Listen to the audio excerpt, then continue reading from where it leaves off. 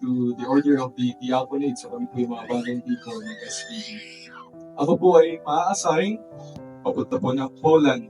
So next year, I will have the mission in Poland. So ayun, sabi ni Father, mag-share ako na short lang about my vocation story. 7 years ago, I entered the seminary. Siguro po mas interesado sa inyo malaman kung ilang taon na po ako. Yes, talaga malino. Yes. 7 years ago, I entered the seminary. Kabilang po ako dun sa mga sinasabi nila late vocation. I entered, I was 35. So, plus 7, now I am 40. I'm 42 and I'm happy that I said yes.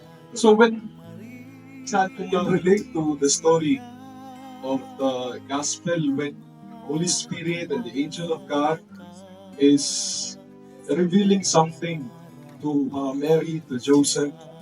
I was also in that time experienced and I have this very close like relationship to the Holy Spirit.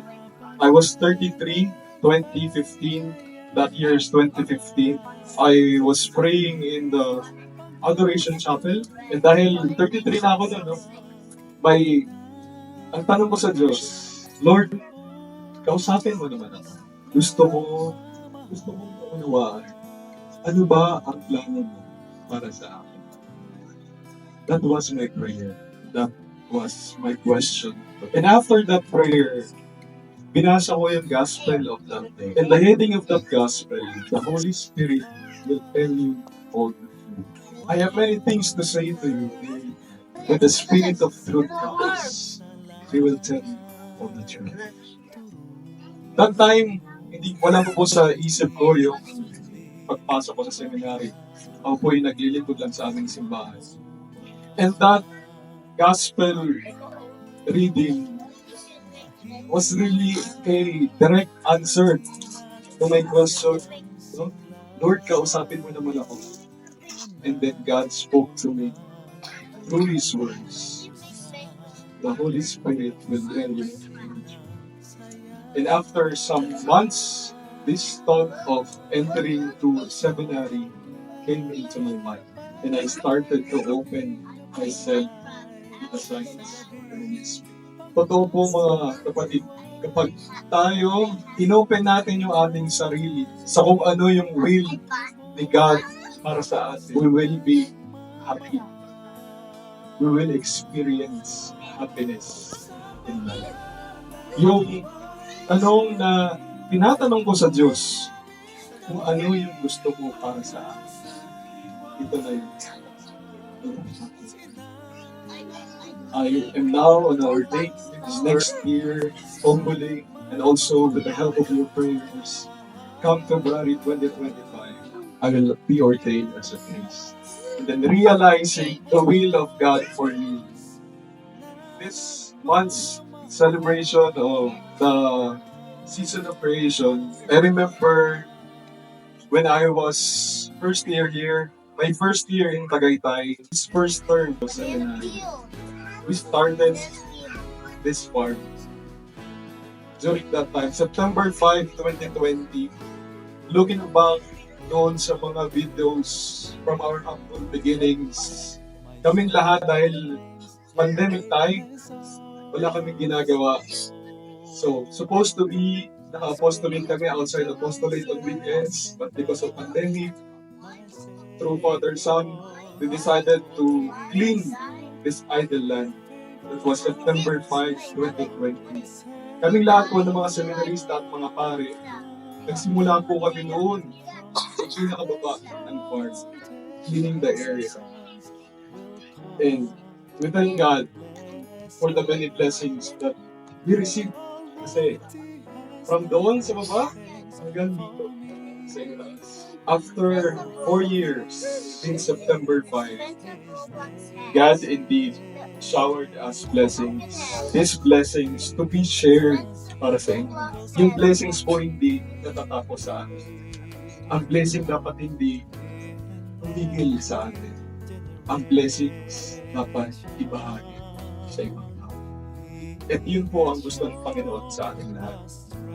At looking to my occasion story, God wanted me to share His blessings sa inyong lahat.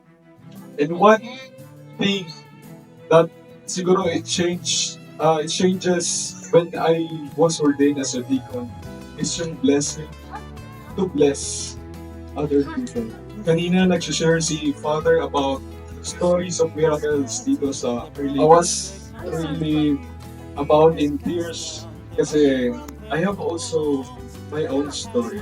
Hindi ko lang na he knows very well what happened. There was a time in my formation year, I really decided to go out 2020, and I already asked Father, please, pauwiin niyo na po ako. I really asked. Because the first time, I asked Father, gusto ko na po umuwi. Pero, sabi niya, bigyan mo pa ng time. Bigyan mo ng time. Pero umabot pa rin ako sa time. Kasi sinabi mo ito. Pauwiin niyo na po. Pero, during those times, I was here.